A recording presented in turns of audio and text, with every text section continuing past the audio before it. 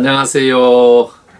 생활선교사 여러분, 우리가 그 성경학 개론 그거 지금 해야 되는데 그 마지막 부분을 이제 신약 성경 27권 이렇게 개괄하는 거 그걸 남겨두고 제가 지금 그 지난 7월 달에 했어야 되는데 좀 빠졌더군요. 그래서 오늘 그 마무리를 좀 지려고 합니다. 양해 있으시기를 바라고요. 그 사실은 구약보다도 더, 구약은 39권, 신약은 27권인데 구약보다도 더 그 신약 그 각 권을 개괄하는 것은 더 길 수밖에 없을 것 같아요. 왜냐하면 그 히스토리적인 그 또 요약하는 그러한 그 하기가 좀 곤란한 그 편지가 굉장히 많은 27권 중에서 21권이잖아요. 그렇기 때문에 그런 것 같습니다. 그래서 이제 제가 빠르게 할 텐데요. 여러분 이제 그 책 읽듯이 하지 않고 그 요약으로 해서 넘어갈 수도 있어요.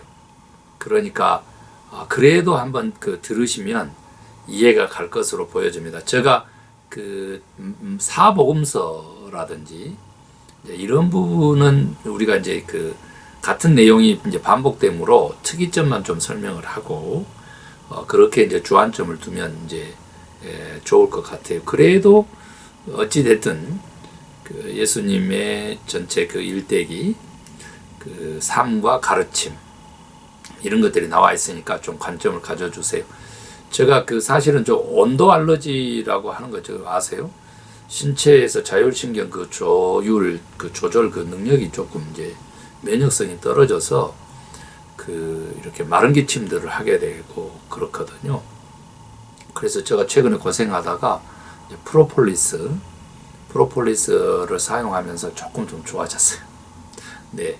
그런데 프로폴리스 강력한 걸 쓰니까요, 하루면 되더군요. 대단한 거예요. 그러나, 이제 완치될 때까지 꾸준하게 써야 되기 때문에, 조금 계속 사용하고 있습니다. 그래서 지금도 가끔 가다가 이렇게, 네, 이 정도 기침 이렇게 하더라도 양해 있으시기 바랍니다. 자, 우선은 사복음서요. 복음 그러면 예수 그리스도 이렇게 정의하죠. 이제 사복음 속에서 가장 먼저 쓰여진 것은 마가복음인데요. 마가복음에서 이제 예수 그리스도를 복음으로 정의를 하죠. 저도 그렇게 봅니다. 복된 소식은 예수 그리스도의 소식이다. 이렇게 보면 되겠습니다. 복음의 중심 내용은 뭐냐? 예수 그리스도의 십자가의 죽으심과 부활이다. 이렇게 보시면 되겠어요.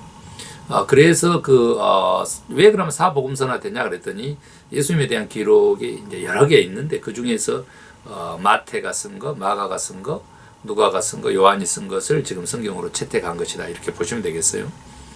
그래서 마가가 가장 먼저 쓰여지다 보니까 마가를 참고해서 마태와 누가가 이렇게 썼고 후대에 이제 요한이 썼는데 마가 자료만 있는 게 아니고 마태와 누가가 공동으로 가지고 있는데 마가복음에는 없는 거, Q자료라 그러는데 그것까지도 참고가 이렇게 됐고요.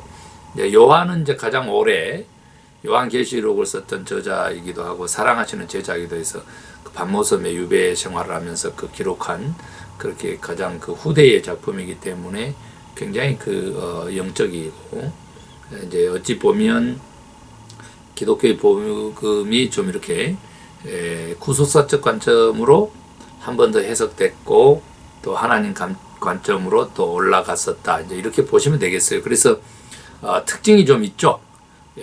마태는 뭐라고? 유대인의 왕 이렇게 표현합니다. 실제로 그렇게 유대인의 왕으로 십자가에 못 박혀 죽은 것으로 기록하고 있고 그래서 이제 족보가 필요한 것이죠. 네, 그렇고 그 다음에 이제 마가는 종으로서의 섬기는 자로서의 예수 이렇게 표현합니다. 그러니까 완전히 이제 다르죠.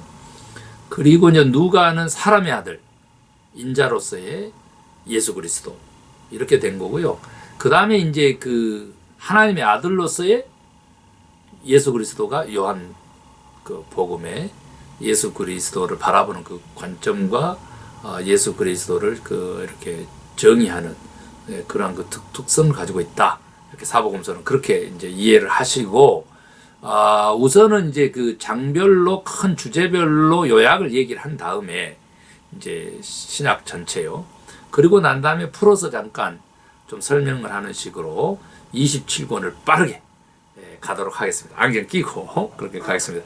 제가 이게 돋보기 여기 안경 저 멕시코 선교 거기서 사왔습니다. 마태복음은 이제 1장부터 10장까지 그리고 11장에서 28장까지 이렇게 나눌 수 있는데 예수 그리스도의 초림에 더 집중했던 거 1장부터 10장 그리고 예수님의 재림에 집중한 거 11장부터 28장 이렇게 볼 수 있는데 그 대상도 말이죠. 군중들인 반면에 11장부터 28장까지는 제자들인 거죠. 그리고 그 초림에서는 섬기기 위해서 그런데 이제 고난받기 위해서 이적을 행하시고 북부지방에서 활동했는데 11장부터 28장은 재림에 관심하다 보니까 그 가르치고 또 남부지방에서 활동하는 걸로 이렇게 이제 나옵니다. 그래서 왕을 소개하고 왕을 선포하고 왕의 권세를 나타내는 것 이것이 1장부터 10장까지 왕에 대한 점진적인 대적자가 생기고 11장부터 15장까지는 그리고 제자들을 준비시키는 장면이 16장부터 20장 그리고 고난기간 21장부터 28장 이렇게 마태복음은 구성되어 있습니다. 그래서 마태는 아까도 설명드렸다시피 유대인으로서 유대인을 위한 책을 썼다 이렇게 보시면 되겠고요. 예수님이 바로 유대인들이 그토록 대방했던 메시아였다. 곧 구약에서 예견되고 그려왔던 하나님의 기름 부은 자라는 그 요점을 가지고 있는 것이죠. 그래서 구약 성경을 99번이나 인용했고요. 구약과 신약을 자연스럽게 연결하려고 노력했고요. 그리고 예수께서 성취하신 구약의 10가지 구체적인 예언에 대해서도 기술을 하게 됩니다. 그래서 왕과 나라라는 용어를 75차례나 반복해서 쓰고 있습니다.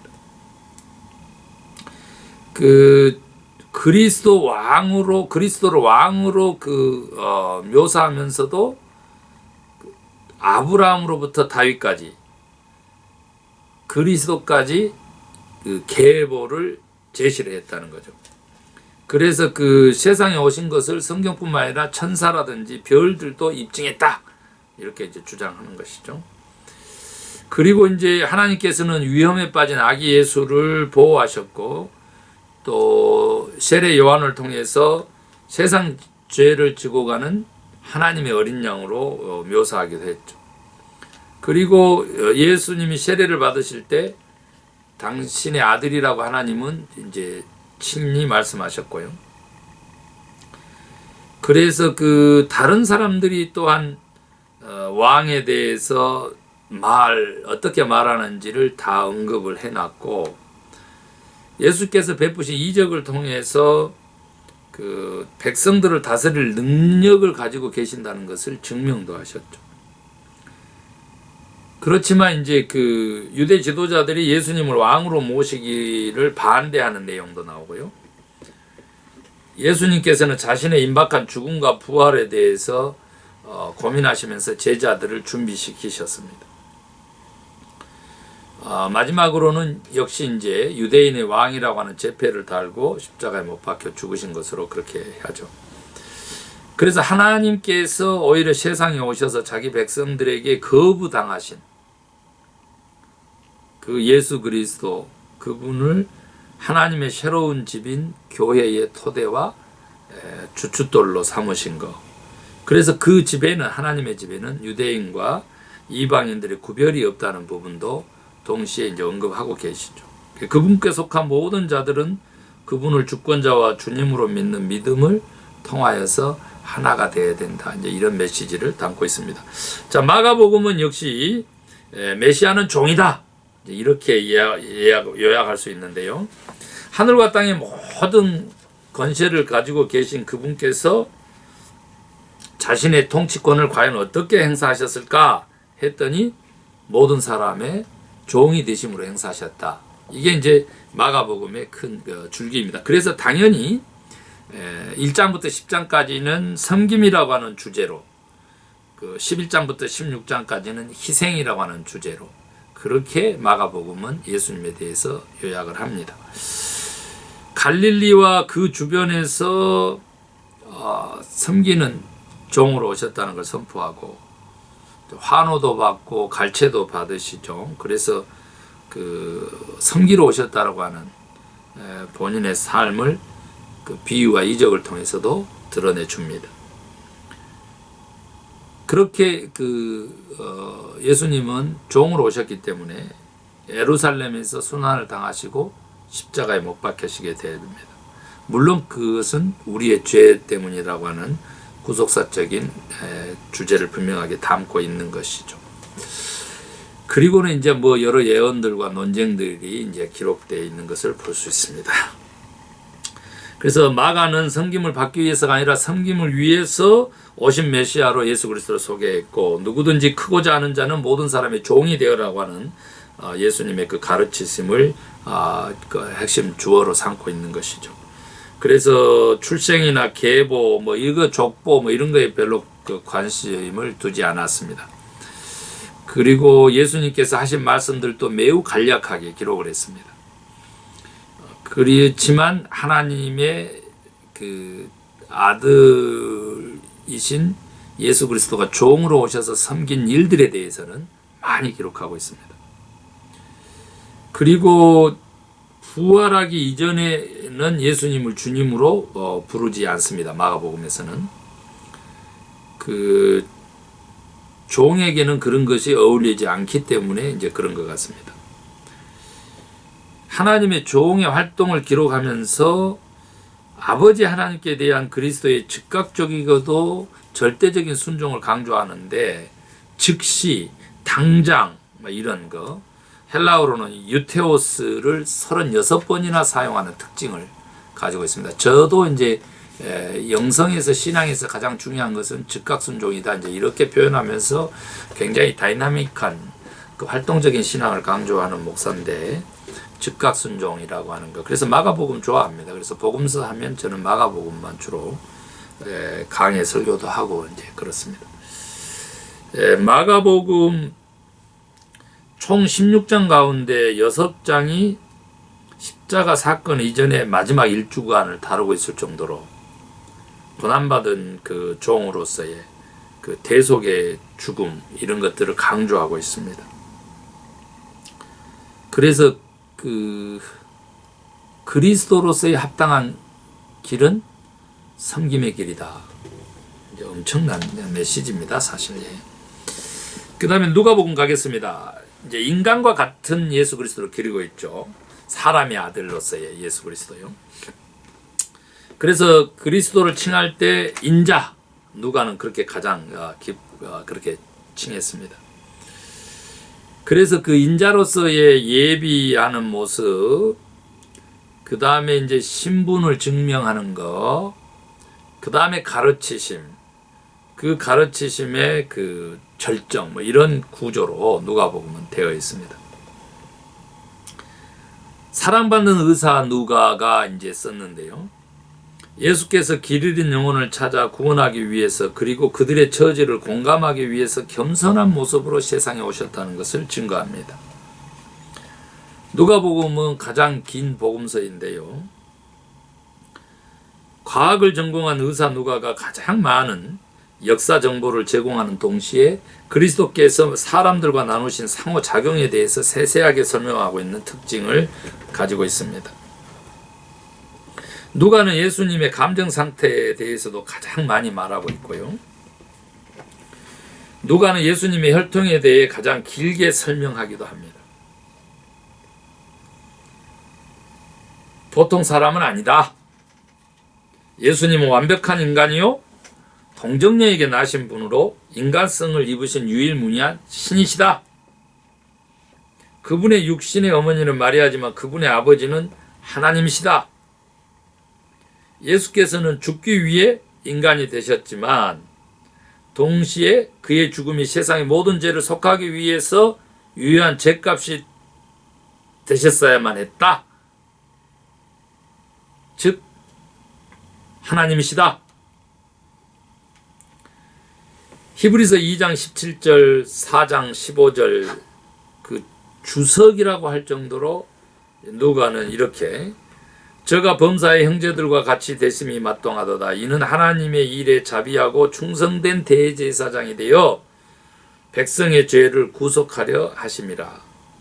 우리에게 있는 대제사장은 우리의 연약함을 체휼하지 아니하신 자가 아니요 모든 일에 우리와 한결같이 시험을 받은 자로 돼 죄는 없으시다. 유명한 그리스도론의 핵심을 관통하고 있는 그러한 복음서다. 이렇게 보시면 돼요.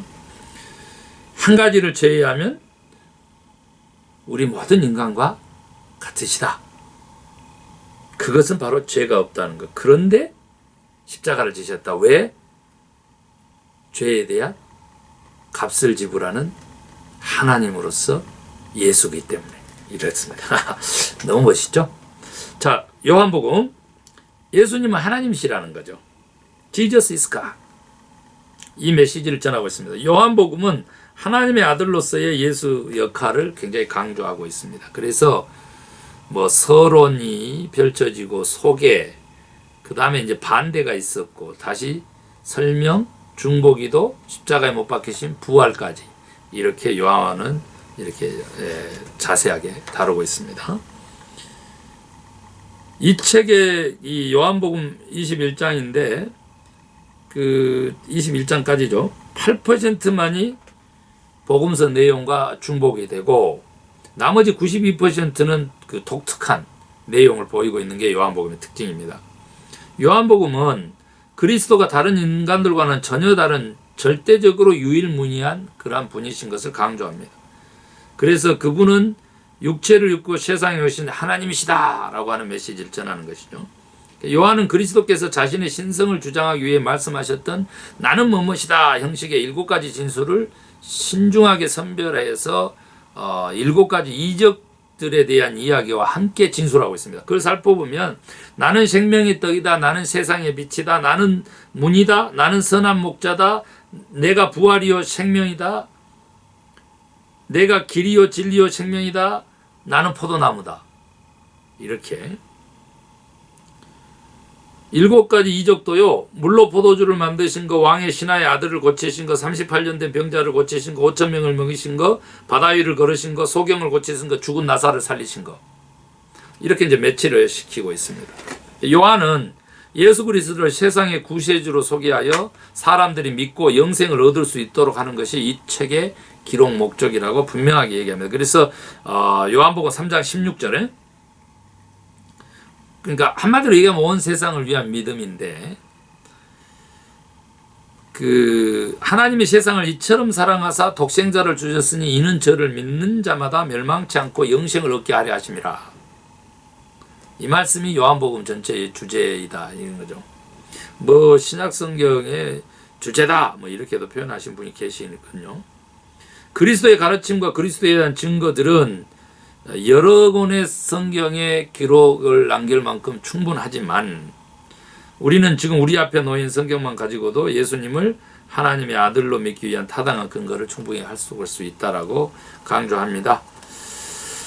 구세주를 세상에 보내주셨고 성경을 통해 그분에 대해서 충분히 말씀하신 하나님은 구원에 대한 하나님의 역할을 하신 것이다. 그러므로 이제 우리 몫만 남아있다. 우리 몫은 성경의 기록을 믿고 예수님을 구주로 영접하는 것이다. 이렇게 요한은 우리에게 친히 가르쳐 줍니다. 하나님의 아들이 사람의 아들이 되심으로써 사람의 아들들과 딸들이 하나님의 아들과 딸들이 될 수 있는 기틀을 마련했다. 요한복음의 그 주제다. 이렇게 보시면 됩니다. 그 사도행전으로 가겠습니다. 자, 예수님에 대한 역사적인 기록이 사복음서라면 초대 교회에 대한 기록, 또 성령의 역사, 교회의 역사, 사도행전이다. 이렇게 정리할 수 있겠습니다. 그래서 Apostles of Church, 교회의 이제 사도들, 사도행전. 그래서 이제 그 1장부터 7장까지는 교회의 형성, 또 예루살렘 중심, 베드로가 중심이고 유대인도 중심이고 그렇습니다. 그런데 이제 8장으로 넘어가게 되면 교회에 가도기가 나오고 사마리아인이 이제 나오고요. 그래서 이제 안디옥이 중심이 되고 베드로와 바나바 얘기도 있지만 유대와 사마리아 땅끝까지 뭐 이런 표현인데 그렇게 점점 나아가게 됩니다. 13장부터 28장까지는요. 바울의 전도 여행이 1차, 2차, 3차, 4차까지 나오게 되고요. 교회의 확장, 이방인이 이제 중심에 서고 로마가 중심이 되고 바울이 중심이 되고 땅끝이 논의되고 있습니다. 우리 사도행전은 말 그대로 교회의 초기 역사이기 때문에 어떻게 이제 교회의 역사가 써지는지 역시 사람이죠. 사도들이라는 거죠. 예수님의 직계 제자들. 이제 바울까지 포함하면은 직계는 아니지만 예수님의 제자들이 이제 사도가 되어서 교회의 역사, 그리스도 교회의 역사를 쓰는 거죠. 그리스도교 훈련을 받은 사도들이 교회의 지도자들이 되었고 천상의 사역을 지상에 대변하는 대변자들이 되었다는 거죠. 보냄을 받은 자라고 하는 뜻이 사도들인데 세상을 복음하기 위해서 성령의 권능으로 세상을 향해 나아가는 그런 장면들이 묘사됩니다. 복음서에서 교회에 대해 언급하는 소수의 구절들은 모두 미래 시제로 되어 있다는 사실도 특징이고요. 예수께서 부활하시고 나서 50일이 지난 뒤에 성령께서 예루살렘의 한 다락방에 모여있던 성도들에게 권능을 부여함으로 말미암아 교회가 태동했다. 그러니까 성령 강림은 교회의 태동이다. 그리고 예수님 부활하시고 승천하신 것이 40일 만이니까 10일 승천하실 때 500명이 10일 만에 120명으로 이제 줄어 있었고 그들에게 성령이 임한 것이죠. 그래서 그 성령을 받자 베드로는 곧 능력의 설교자가 되었고 첫 번째 설교에서 3,000명이 회개하는 역사. 그로부터 7년 동안 교회는 유대인과 예루살렘 중심으로 돌아갔습니다.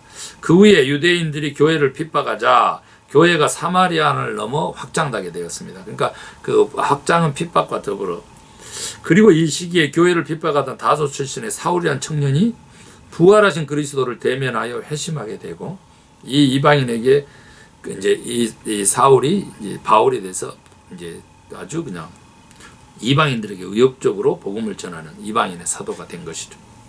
그래서 그 몇 차례 전도 여행으로 우리가 3차로 주로 알고 있는데요. 이제 로마까지 가는 걸로 이제 다시 4차였다. 그러니까 출발이. 그래서 로마 제국 전체의 교회를 확장시킨 사도가 된 것이죠. 사도행전은 복음서와 서신서를 잇는 자연스러운 각오 역할도 하고 있고요. 사도행전은 다른 사람들을 통해 자신의 사역을 증대시키는 우리 주님의 방법을 훌륭한 효험이 있는 것으로 묘사하고 있습니다. 주님은 오늘 또 그런 방법을 사용하신다라고 하는 거고 예수님은 우리가 입술로는 주님을 찬양하고 삶으로는 주님의 능력을 나타내기를 바라시는 그런 부분을 사도행전 메시지로 받을 수 있겠습니다. 자, 이제 로마서 하나님의 의, righteousness of God, 그게 이제 주제인데요. 사실은 교리적인 요소를 가지고 있죠. 그 로마서는 로마 교회에 편지한 건데 이제 바울이 쓴 것으로 그렇게 우리가 지금 믿고 있는 것이죠. 그러니까 그 내용을 보면 인간은 죄에서 벗어날 수 없다. 하나님이 구원을 우리에게 허락하셨다. 그리고 그 영혼 안에서의 체험을 통해서 성화의 과정을 가고 그 다음에 영생이 보장되고 그 다음에 그 하나님의 선택에 대해서도 그리고 그 섬김과 성별의 온전한 삶에 대해서도 이렇게 묘사하고 있습니다. 로마서는 순서상으로도 그렇지만 논리적으로도 사도 바울이 기록한 13권의 서신서 맨 앞에 위치합니다.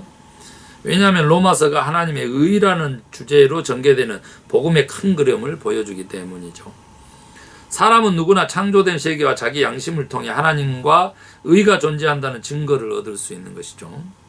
더욱이 사람은 누구나 성경을 읽을 수 있게 됐고 하나님의 의의 표지 그렇지만 하나님의 의의 표지는 미치지 못한다. 그러므로 모든 인간은 오직 하나님께서만 은혜의 선물로 공급하실 수 있는 구원이 필요하다. 즉 이신칭이 믿음으로 구원 얻는다. 이런 그 표현이죠. 하나님의 선물로 구원 얻고 받는다. 인간은 하나님의 의를 만족시킬 수 없기 때문에 그 하나님의 어린 양이 십자가에서 죽으심으로 하나님의 의를 만족시켰다.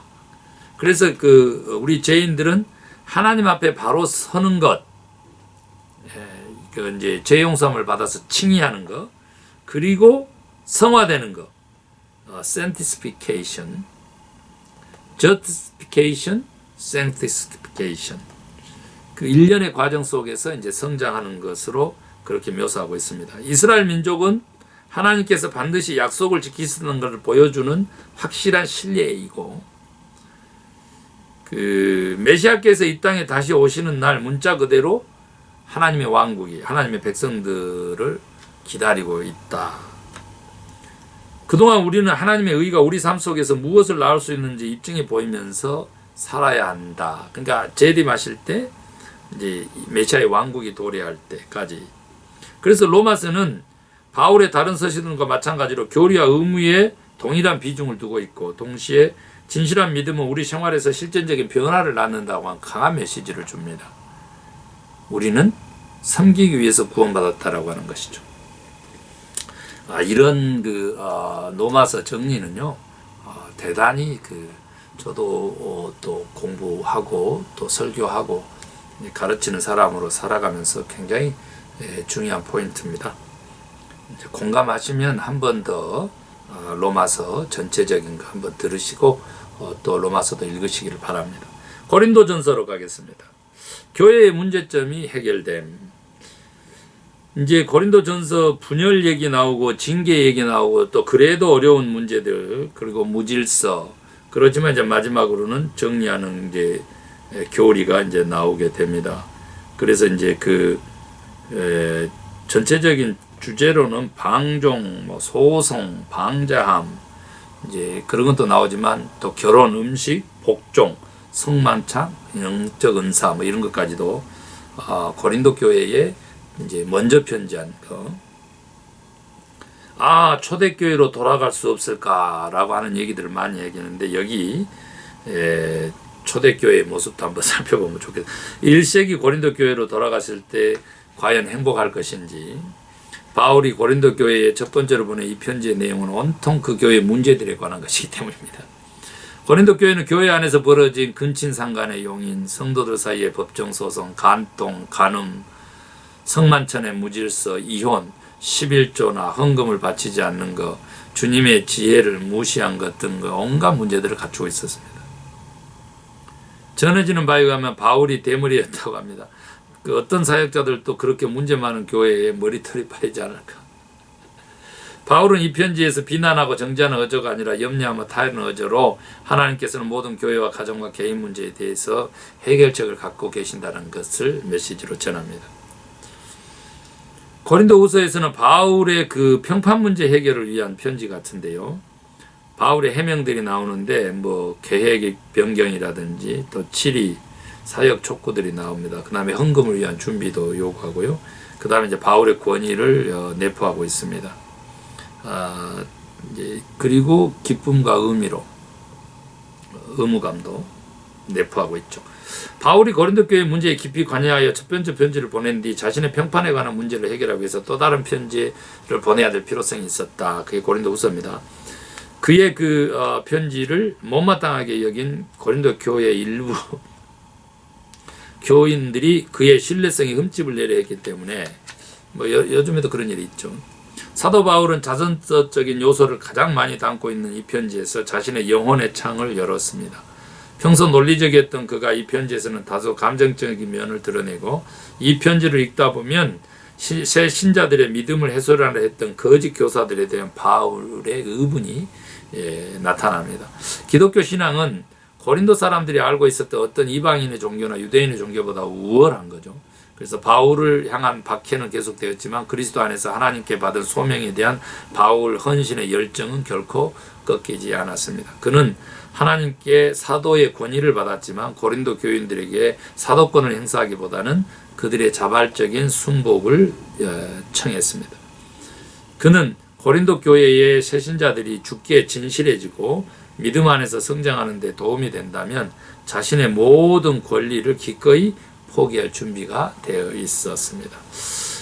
갈라디아서 자유의 복음이다. 가스펠 오브 리버티. 이렇게.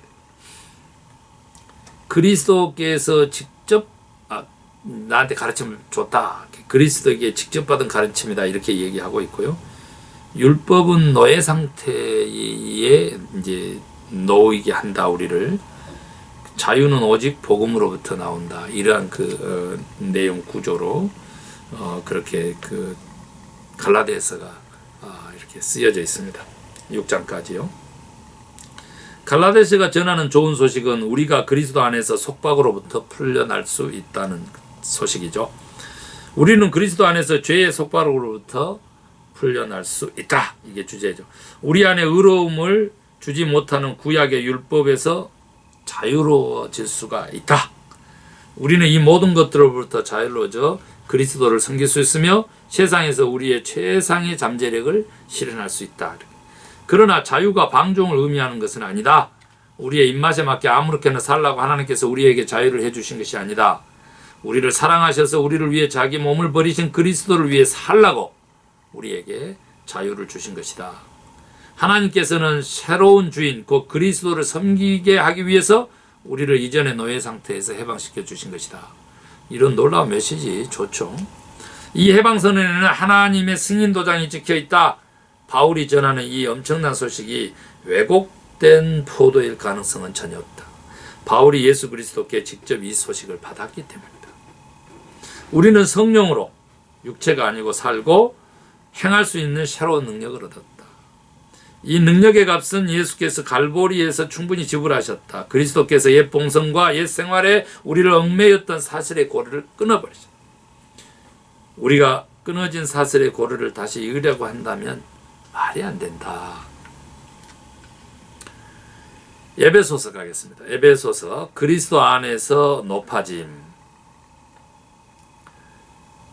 에베소서는 그리스도 안에서 우리의 부유함과 그리스도 안에서 우리의 생활들을 이렇게 담고 있습니다. 그래서 성삼위 하나님에 의한 구속, 하나님과 인간의 화목, 비밀 계시에 의해서 영적 은사, 하나님을 본받음, 복종, 그리고 하나님 안에서의 얻는 능력, 이것들로 에베소서가 구성되어 있습니다.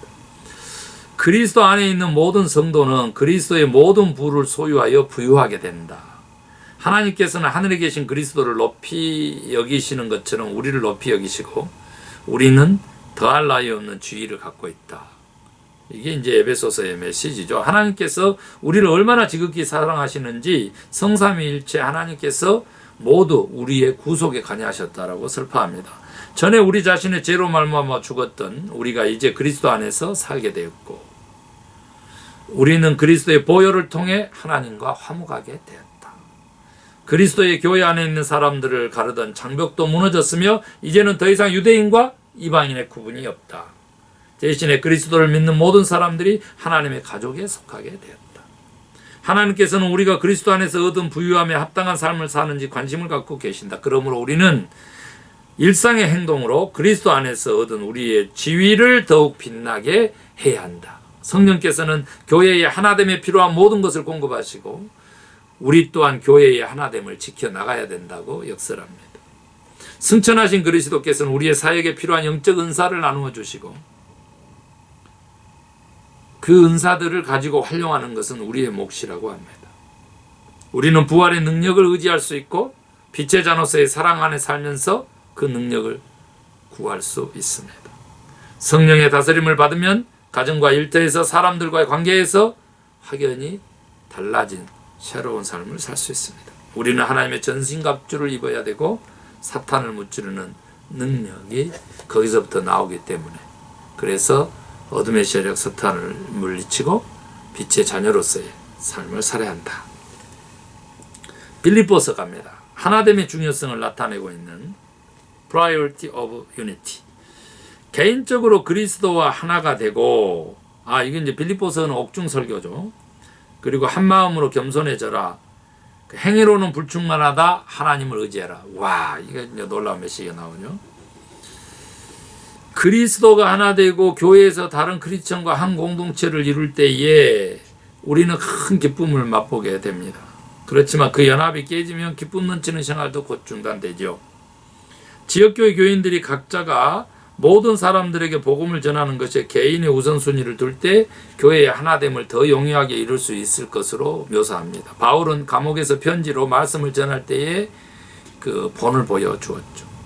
하나님과 연합하고 또 믿는 형제자매들과 연합하기 위해서는 겸손한 태도가 필요하다라고 역설하며 그리스도께서는 이에 대한 궁극적인 본을 보여주셨다고 합니다. 우리가 그리스도 안에서 하나님의 의를 얻을 수 있도록 스스로 영광의 옷을 벗어 던지셨기 때문에 우리는 어떻게 겸손해야 된다. 바울은 인간이 아무리 많은 것을 이루어도 그것이 하나님의 인정을 받아낼 수 있는 유일한 근거가 되는 것은 아니라고 단언하면서 하나님 앞에 바로 서는 것은 예수 그리스도를 통해 선물로 거저오는 것이다. 자기 의 말고 그리스도의 은혜. 우리는 그리스도께서 은혜의 선물로 주시는 능력과 자원을 적극적으로 활용함으로써 주님 안에서 항상 기뻐할 수 있다라고도 얘기합니다. 골로새서 가겠습니다. 승천하신 교회의 머리를 나타내고 있는데요. 골로새서 교인들에 대한 칭찬이 있고, 그리고 그리스도의 하신 일, 그리고 바울의 염려, 삶을 위한 명령들이 이제 구성되어 있습니다.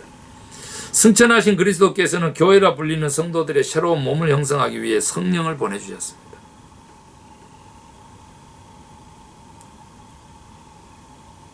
새로운 그리스도의 몸으로서의 교회, 새로운 성도들의 몸, 교회, 이런 표현이죠. 하늘에 계신 그리스도는 땅에 있는 이 몸, 교회의 머리이시다. 골로새서. 바닷속 깊은 곳에 있는 잠수부의 생명이 그의 머리 위에 높이 떠 있는 배에서 생명유지 장치를 통제하는 사람들에게 전적으로 달려있는 것처럼 교회의 생명은 전적으로 그리스도에게 달려있다. 죄에 대한 승리와 세상에서의 사역과 장차 어느 날 하나님의 본향에 안전하게 도달하는 데 필요한 모든 것이 오직 그분에게 흘러나오기 때문이다. 바울은 그리스도에 대한 순전한 믿음을 해방하려는 사람들을 주의하라고 당부하고, 기독교 신앙이 그리스도와 사람의 생각에서 비롯되는 것이 아니라 오직 그리스도에게서 비롯되는 것이라고 단언합니다. 예수님을 우리의 삶의 가장 높은 자리에 모시면 우리의 마음이 위에 있는 것들을 향하게 될 것이며, 죄의 옛 본성에서 사망을 선고하게 될 것이며, 새 사람을 입게 될 것이다. 모든 면을 예수님과 함께하게 될 것이다. 이렇게 얘기합니다. 그리스도의 몸으로서 우리는 그리스도께서 자신의 뜻을 세상에 나타낼 때 사용하시는 도구이고, 우리의 손이 그분의 손이 되어야 하고 우리의 발이 그분의 발이 되어야 합니다. 우리의 손과 발은 그리스도의 분부를 민첩하게 수행하는 그리스도의 것이 되어야 한다라고 하는 메시지를 담고 있습니다. 골로새서. 자, 데살로니가 전서요. 재림전의 승리. 이제 재림 얘기 나오는 거죠. 감사의 기도, 바울과의 과거 관계, 바울과의 현재 관계, 그리고 그 실제적인 예언, 올바른 사랑, 부활, 지도자의 존경, 이런 내용들로 채워져 있죠. 처음에 데살로니가 일부 성도들은 자기들이 죽기 전에 그리스도께서 재림하실 것이라고 생각했습니다. 그리고 나중에는 이미 세상을 떠나 형제 자매들에게 어떤 일이 일어날지에 대해서 의아하게 생각했죠. 이에 바울이 조식을 전했습니다. 그리스도 안에서 죽은 성도들이 주님과 함께 거하면서 승리를 체험하고 있으며, 주님께서 재림하실 때 그들의 살아있는 영혼이 주님과 함께 돌아올 것이고, 또 그들의 죽은 육신이 일어날 것이라고 하는 것. 주님의 재림과 동시에 이제 부활 신앙을 얘기하는 것이죠. 예수께서 재림하실 때 세상에 살고 있는 성도들은 땅에서 하늘로 끌어올라질 것이다. 즉시 영적인 존재로 변화될 것이며, 공중에서 주님과 형제 자매들을 만나게 될 것이다. 그리고 그 후에는 하늘집으로 가서 아버지와 영원토록 살게 될 것이다. 그 만남이 얼마나 감격스러운가. 그러므로 주변의 크리스찬들이 죽을 때 우리는 소망이 없는 다른 사람들처럼 슬퍼할 필요가 없다. 그러나 이 땅에 살고 있는 한 우리는 주님의 갑작스러운 재림을 대비하며 살아야 할 것이다. 아무도 그날이나 그 시각을 알지 못한다. 그러나 우리 믿는 자들은 확실한 소망을 가지고 살 수 있다. 데살로니가 후서 재림 전의 환란이 나와 있습니다. 그래서 목회적 위로, 예언적 관심, 실제적 명령 뭐 이런 걸로 구성되어 있는데요. 초대교회의 가혹한 박해와 폭풍이 몰아치기 시작했을 때 데살로니가 일부 성도들은 자기들이 주님의 재림을 놓쳤다고 생각했고, 또 예수님이 예견하셨던 대환란을 겪고 있는 것이라고 생각했습니다. 대환란은 그리스도의 지상 재림보다 먼저 일어날 것이기 때문이었습니다. 바울은 주님께서 예견하셨던 이 환란이 아직 일어날 수가 없다고 주장하면서 불법을 억제하던 모든 것들이 벗겨지는 것과 적그리스도가 하나님의 성전에 나타나 스스로 하나님이라 주장하는 것과 엄청난 배교의 시대가 대환란보다 먼저 있으리라고 설명을 합니다. 바울은 데살로니가 성도들이 겪고 있는 현재의 박해가 대환란은 아니라고 분명히 말했습니다. 우리도 예수님을 위해 환란을 겪어야 될지 모릅니다. 그러나 예수님은 세상에서는 너희가 환란을 당하나 담대하라. 내가 세상을 이기었노라. 이 말씀을 주십니다. 자, 디모데전서, 디모데에 대한 신뢰가 나오고요. 그 디모데 후서는 교회에 가르쳐라, 이제 이렇게 얘기를 하고 있는 것이죠. 그래서 그 디모데 전서는 그 디모데와 디도는 바울이 목회자로 키운 영적 아들이었죠. 그래서 그들에게 보낸 세 통의 편지, 디모데 전후서와 디도서까지요. 목회서신이라고 부릅니다. 바울의. 그래서 그 디모데에게 성스러운 책무를 맡겼는데 자신을 대신하여 에베소 교회를 목회하라. 바울은 거의 3년간 에베소 교회 성도들을 양육했고 2차 전도여행과 3차 전도여행 기간 동안 디모데를 데리고 다니며 훈련시키는 데 많은 시간을 쏟았습니다. 젊은 목회자가 지역교회에서 어떻게 처신해야 될까? 목회를 하며 만나게 되는 다양한 연령층의 다양한 성격의 사람들과 어떤 관계를 유지할까? 이것이 바로 바울이 디모데에게 보낸 편지의 주제이기도 했습니다. 목회자는 기도와 말씀 사역에 전해야 하고 신실한 사람들을 장로와 집사로 세워 하나님의 양떼를 돌보게 해야 하고 거짓 가르침과 배교에 항시 경계해야 한다. 그러나 무엇보다 목회자는 말과 행실과 사랑과 믿음과 정절에 대하여 다른 성도들의 본이 되어야 한다고 역설합니다. 연수한 목회자일지라도 이런 것들을 신실하게 지켜나가면 아무도 여신너기지 못할 것이다 라고 충고하죠. 디모데 후서는 교회를 가르쳐라 라고 하는 것이 주제라고 했잖아요. 충성, 배교, 그리고 사역 뭐 이건데요. 바울은 디모데가 바울과 그리스도의 대리인으로서의 중책을 맡고 있다는 점을 상기시킵니다. 목회자들은 본연의 임무에서 이탈하여 다른 많은 일들에 빠지기 쉬운데 목회자 본연의 임무는 하나님의 말씀을 명백하고도 실질적으로 가르치는 것이라고 명령해 줍니다. 제가 좀 이거 참고해야 되겠죠. 배교에 대한 최상의 대책은 하나님의 말씀인 진리를 견고하게 가르치는 것이라고 했기 때문이죠. 요즘 이렇게 사이비 이단 얼마나 많아요. 가르치며. 목회자는 거짓 가르침이 교회 안에 들어오지 못하게 항상 경계함과 아울러 하나님의 백성들을 하나님의 계시의 말씀과 뜻 가운데로 인도해야 되는 책무가 있는 것이죠. 그래서 바울은 디모데의 나이가 어리지만 진리 안에서 담대하라고 촉구했고 그리고 어떻게 하는 것이 그 사역을 성실하게 수행하는 것인지 알려주기 위해서 8가지 모습을 2장에 제시하기도 합니다. 진리를 원하지 않는 자들은 디모데에게 반기를 들 것입니다. 그러나 인내하면서 하나님의 말씀을 전하며 하나님의 정하신 때가 이르렀을 때 그에 합당한 열매를 출시할 수 있을 것이니까 그렇게 행하라는 거죠. 저도 그렇죠. 여러분도 마찬가지고 선을 행하되 낙심치 말지니 때가 이르면 반드시 거두리라. 디도서, 거짓 교사들을 규탄한 거죠. 거짓 교사들이 초기 각 지역교회에 침투하려고 했었습니다. 이에 바울은 강력한 태도로 맞섰고 그들이 하나님의 백성을 곁길로 빠뜨리지 못하도록 강하게 대항하고 규탄했습니다. 거짓 교사들은 필경 잘못된 품행을 낳을 잘못된 동기와 잘못된 메시지를 갖고 있었기 때문이죠. 공격이 최선의 방어였습니다. 따라서 목회자는 신실한 성도들을 장로로 선출하고 훈련하여 양떼를 두루 살피도록 해야 했다. 이것이 목회자의 가장 중요한 임무 중에 하나였으며 더불어 목회자는 올바른 교리를 또한 가르쳐야 했습니다. 지역교회의 다양한 연령층의 다양한 필요에 맞춰서 적용해야 했죠. 하나님께서 거저 주시는 은혜의 복음은 우리를 구원으로 인도할 뿐 아니라 또한 선한 행위로 인도할 것이다. 하지만 거짓 교사는 선한 행위를 구원의 산물로 여기는 대신 조건으로 여겨서 은혜의 복음에 인간의 행위를 섞어버리게 될 것이다. 이렇게 얘기했죠. 자, 빌레몬서 오네시모를 용서함. 이 빌레몬을 칭찬하고요. 오네시모를 이제 부탁하는 거죠. 그러면 이제 어떻게 될 것이다라고 하는 보증이 있습니다.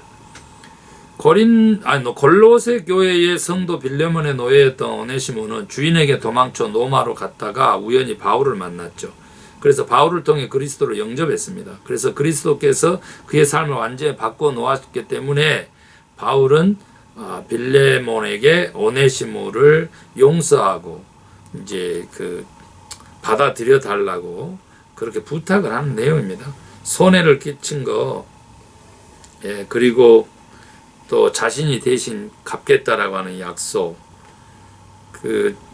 하나님께서 우리를 조건 없이 거리낌 없이 용서했기 때문에 우리도 용서하자, 그런 얘기들을 좀 하고 있습니다. 자, 히브리서 성숙을 촉구한 거죠. 야고보, 베드로, 요한, 유다 이렇게. 히브리서는 사실은 이제 누가 기록한지 모르죠. 그래도 이제 좀 바울이 아니겠는가 이제 이렇게 표현하는 사람들이 있어서 이제 이쪽까지 이렇게 위치한다 이렇게 보시면 되겠어요. 그리스도의 우월한 제사장 직분, 갈보리의 우월한 공로 십자가 얘기죠. 그 다음에 우월한 행동 원칙들, 믿음, 인내, 그리고 인간관계 속에서의 히브리서는요, 우리가 천국에 대한 유일한 소망이신 그리스도의 안에서 믿음을 통해 거듭나는 순간 이제 갓 태어나 영적 유아로서의 하나님의 가족의 일원이 된다는 것을 전제하면서 하나님은 우리에게 성숙에 이르는 성장 과정을 요구하며 또 기대하신다는 것을 얘기합니다.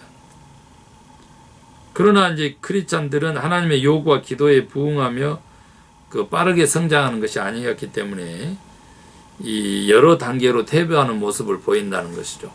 히브리서 수신자들이 그랬다는 겁니다. 그래서 히브리서 기자는 그들이 성숙에 이르도록 강력히 촉구하고 권고하고 있죠. 이 편지는 당시 유대인들이 종교적으로 고수하던 유대교적 요소와 예수 그리스도를 이제 비교하게 되죠. 비교의 결과 그리스도께서 천사나 선지자나 모세나 여호사나 아론이나 모든 레위인보다 훨씬 우월하다는 것을 히브리서는 입증합니다. 그리스도께서는 구약의 언약이나 성소나 희생제물을 능가하는 분이죠. 이런 완벽한 분이 오셨을 때 이제 하나님의 이 전적인 계획에 순복하지 아니하고 미숙한 상태로 다시 돌아갈 거냐? 라고 하는 질문을 던지죠. 믿음의 원칙은 새로운 것이 아니고 구원과 예배는 언제나 믿음에 근거하고 하나님의 믿음의 명예전당에는 모든 시대의 믿음의 종들이 나타낸 능력의 증거들이 넘쳐난다. 우리 하나님은 필요한 공의에 방탕한 자녀들을 격려하기 위해 질척하시는 사랑의 하나님이시기 때문에요. 하나님께서는 우리를 성장시키기 위해서 전념하시고 계시다는 것. 우리 또한 성장하기 위해서 집중해라, 전념해라. 히브리서는 이제 6가지 위험을 경고합니다. 표류하는 것, 의심하는 것, 불순종하는 것, 퇴보하는 것, 성령을 욕되게 하는 것, 그 다음에 그리스도를 부인하는 것. 그로운업, 성숙해, 이거죠. 야고보서 믿음은 행동이 따라야 된다. 예수님의 동생인 야고보 사도가 당시 소아시아 전역에 흩어져 살던 유대인 12지파 개종자들에게 쓴 편지인데요. 야고보는 예수님을 믿는 사람들이 믿는 자에 합당한 행동을 해야 된다고 강조합니다. 구원은 오직 믿음으로 받는 것이지만 구원에 이르는 믿음만이 존재할 수는 없습니다. 구원에 이르는 참 믿음은 참 행위를 낳는다. 야고보 사도는 구원의 믿음을 소유한 성도들이 일상에서 나타내야 하는 차이에 대해 인상적으로 기술하는데, 그것은 시련과 유혹에 대해서 승리하는 것, 하나님의 말씀에 대해서 순종하는 것, 다른 사람들을 공정하게 대하고 그 선행하고 언행을 정결하게 하고 하나님 앞에서 계획을 세울 땐 겸손하고 고난과 질병 가운데서는 인내하고 그런 것들의 모습을 나타내죠. 귀신들도 하나님을 믿는다. 귀신들은 교리 면에서 근본주의자들보다 조차 무색하게 만들죠. 그러나 귀신들은 알고 있는 것 때문에 벌벌 떨지라도 구원을 받지는 못한다. 구원에 이르는 참된 믿음은 변화된 사람으로 드러나게 됩니다. 믿음은 그 열매로 안다. 야고보서였습니다. 자, 베드로전서, 베드로후서요. 베드로전서는 이제 베드로가 쓴 거죠. 그래서 고난 중에 인내. 베드로후서는 거짓 교사들을 이제 추방하라. 이겁니다. 사복음서의 기록만으로 보면 베드로를 인내의 귀감으로 여기기가 쉽지 않죠. 그렇지만 오순절 성령 강림 사건을 통해서 그런 완전히 다른 사람으로 변해서 성령의 열매가 사랑과 희락과 화평과 오래 참음과 자비와 양성과 충성과 온유와 절제. 글라디아서. 그리스도께서 승천하시고 나서 30년 정도 지난 뒤에 베드로는 복음을 위해 고난을 받는 성도들에게 인내에 관한 편지를 썼습니다. 베드로는 비록 그들이 고난을 받고 있을지라도 그들이 구원이 안전하던 것을 확신해야 했고 주권적으로 고난을 허락하신 하나님께 그들을 주목하고 계심을 깨달아야 한다고 가르쳤습니다. 고난과 시련은 하나님 말씀을 확인하고 통찰하게 하는 영적 성장을 자극하는 것, 세상의 외인으로서 우리의 신분을 더 확실히 깨닫게 하는 것, 그리스도께서 자신을 핍박하는 자들의 손에 뿌린 보혈로 우리가 구속받았다는 사실을 집중적으로 바라보게 하는 것 등 몇 가지 유익을 우리에게 돌려준다 그랬습니다. 고난과 시련이요. 베드로는 자유인들과 종들과 아내들과 남편들에게 특별한 지침을 주고요. 모든 그리스도인들은 산돌이 되어서 교회의 머리에 있은 그리스도를 본받아야 한다고. 우리는 고난이 우리의 유익을 위한 것이지 우리가 저지른 죄 때문이 아니라는 사실을 확신해야 된다고.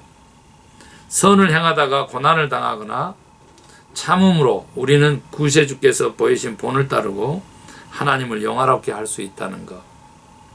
우리는 신실한 양이 되어야 한다는 것. 우리의 목자께서 사탄을 압도하는 능력을 소유하고 계시다는 것을 믿어야 된다. 자기 양떼를 위해 다시 오시겠다는 그분의 약속을 믿어라. 이런 내용을 담고 있습니다. 베드로후서 거짓 교사들을 추방하라 그랬죠. 베드로 시대의 거짓 교사들이 교회에 들어온 이단은 오늘날 우리가 목격하는 이단과 비슷했습니다. 그들은 불법과 방탕한 삶을 부추겼고 주님의 재림 약속이 더디 이루어지는 것을 비웃었고 그들은 향락주의를 조장하면서 내일이면 죽을 테니까 흥청망청 먹고 마시자, 내세 따위는 없으니 하고 싶은 것을 하면서 인생을 즐기자, 지금이나 나중이나 아무도 나를 판단하지 못할 것이다. 이렇게 떠들어댔죠. 하나님 말씀 안에서 활발하게 성장하는 것이야말로 성도 개인이나 지역교회의 거짓 가르침이 침투하게 하지 못하는 최선의 방어책이다 그랬습니다. 다른 한편으로 우리는 거짓 교사들을 폭로하고 추방해야 되고 그리스도의 몸을 침수하는 안세포로 인식을 하고 저들을 대적해야 된다는 거죠. 참된 교사의 여부는 그 사람이 정결한 사람을 살고 그리스도의 재림을 인내로 기다리는지 아닌지를 통해 식별할 수 있다라고 했고요. 우리가 인내로 그리스도의 재림을 기다리는 동안 하나님께서도 사람들이 자기 아들을 구주로 영접하기를 또한 기다리신다는 것.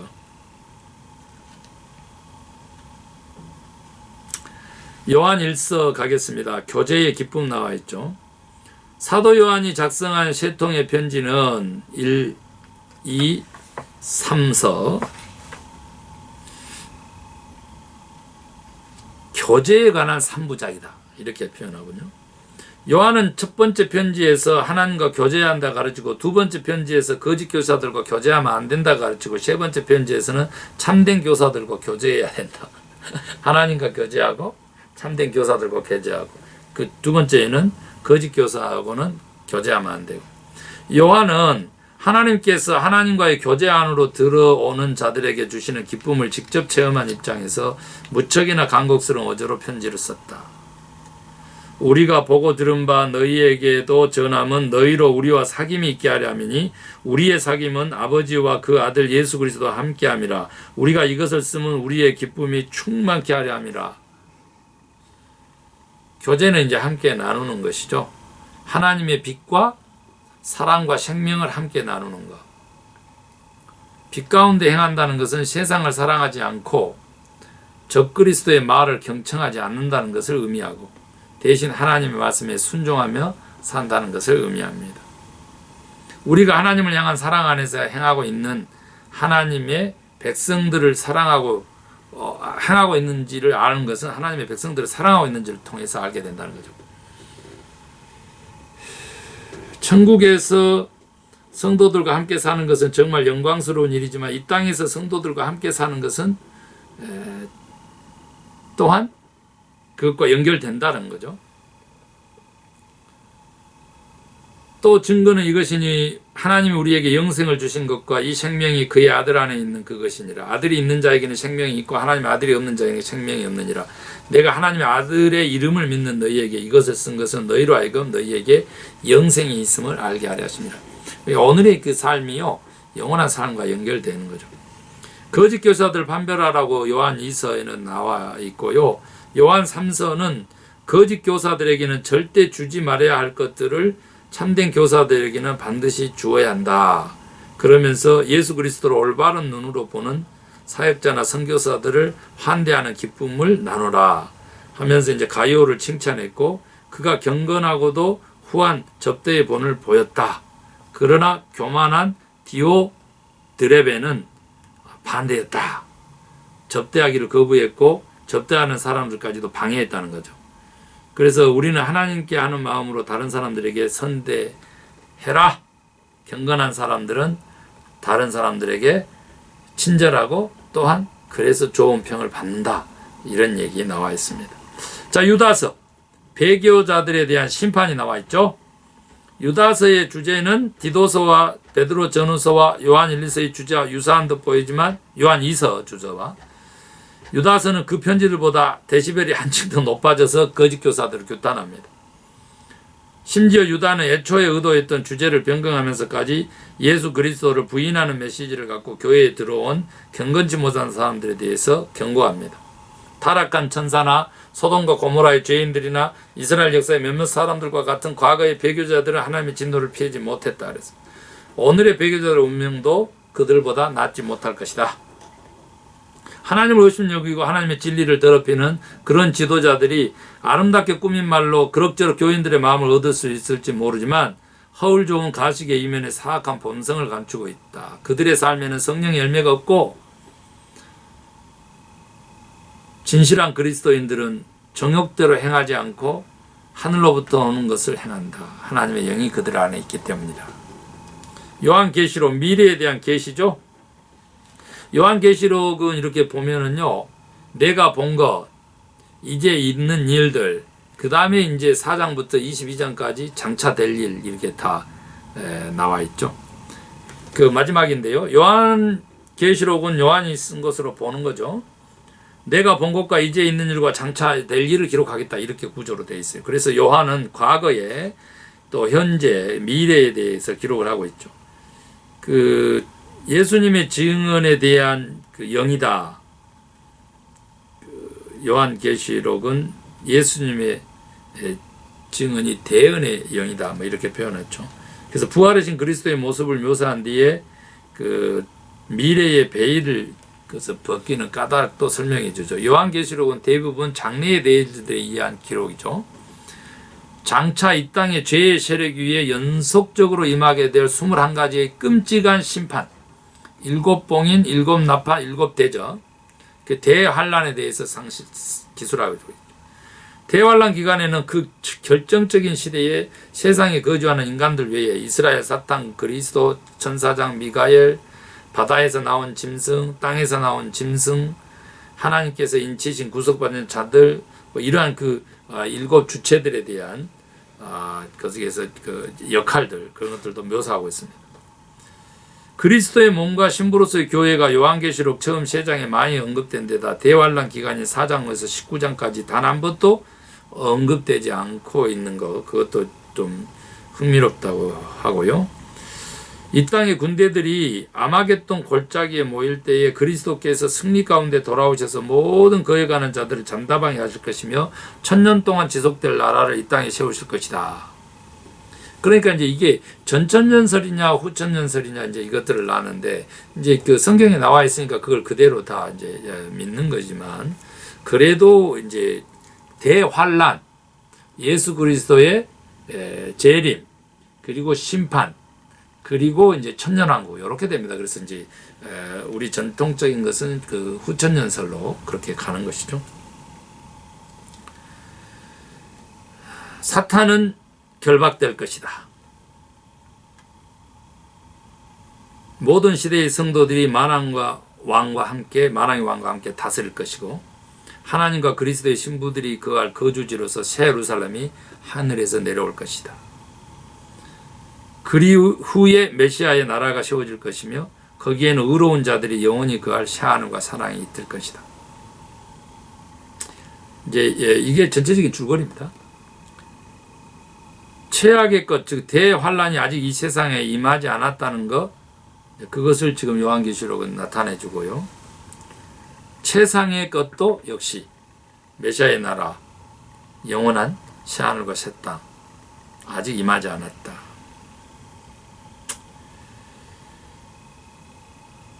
주권자이신 하나님께서 죄의 반항이 전혀 없는 세상에서 직접 통치하시는 완벽한 창조의 세상으로 시작되는 동일한 세상으로 끝나는, 이제 이 부분이 뭐냐면 이제 그레암 스크로지 박사가 창세기 처음 세 장과 요한계시록의 마지막 그 세 장을 비교를 했다는 거죠. 그렇게 해서 성경이 끝난다. 이제 이거 그 도표도 흥미로워서 이걸 소개하고 신약 마치고 싶어요. 창세기 1장부터 3장까지 보면요. 쭉 한번 쭉 읽어드릴게요. 한번 봐보세요. 하나님, 처음 하늘과 땅, 처음의 안식, 낙원을 이름, 생명나무와 강, 그 다음에 남편과 아내 이렇게 나오잖아요. 그럼 요한계시록에도 보면요. 20장부터 하나님, 마지막 하늘과 땅, 마지막 안식, 낙원을 회복함. 낙원을 창세기 잃었는데 회복하고요. 생명나무와 강 얘기 나오고 남편과 아내 나오는데 어린 양과 신부 얘기 나와요. 그리고 이제 창세기 3장 타락으로 이제 가가 보면요. 사탄이 승리하고 그다음에 심판 선언하고 하나님의 얼굴이 감추어지고 저주를 선언하고 문이 닫히고 죽음이 모든 인간에게 덮치고 모든 얼굴이 눈물로 젖고 밤과 함께 두려움이 오고 생명나무로부터 추방되고 지상낙원으로부터 쫓겨나고 인간이 들어오지 못하도록 그룹들이 지키고요. 이렇게 나오잖아요. 그런데 이제 요한계시록에 이제 보면 새하늘과 새 땅이 이제 나오는데요. 사탄이 패배하고 심판이 집행되고 우리가 하나님의 얼굴을 보게 되고 저주가 제거되고 문이 결코 닫히지 않고 더 이상 죽음이 없고 모든 눈물이 씻겨지고 밤이 없으므로 두려움이 없고 생명나무에 대한 권리가 있고 천국 도성을 물려받고 천사들이 그룹들이 인간을 환영하고 완전히 그 대조적인데 타락, 죄, 추방과 죽음, 그런데 회복, 의, 영생, 생명, 와우. 그리고 새하늘과 새 땅에서의 천국에서의 삶.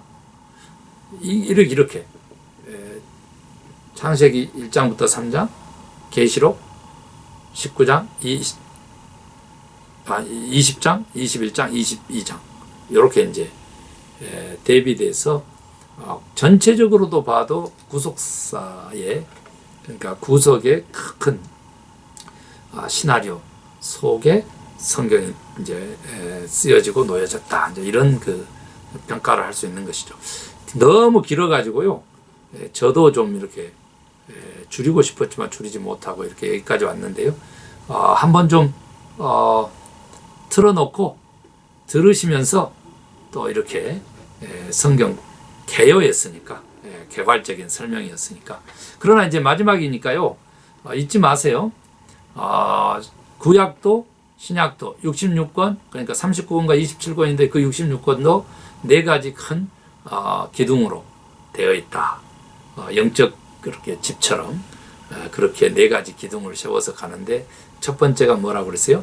네, 율법, 복음서가 여기 해당돼요. 그 다음에 역사, 그리고 시와 편지, 그리고 마지막 예언, 이렇게 되어 있다는 거죠.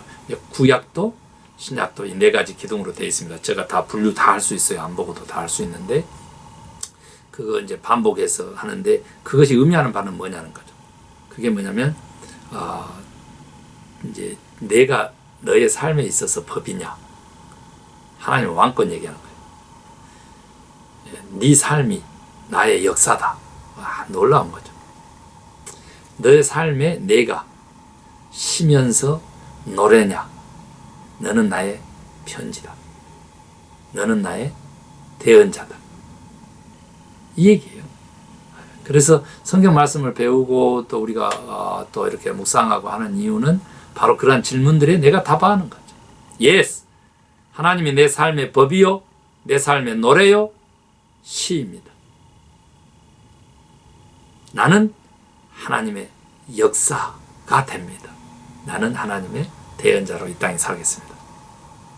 아멘. 생활 선교사님들 실제 교실에서 뵙도록 하죠. 감사합니다.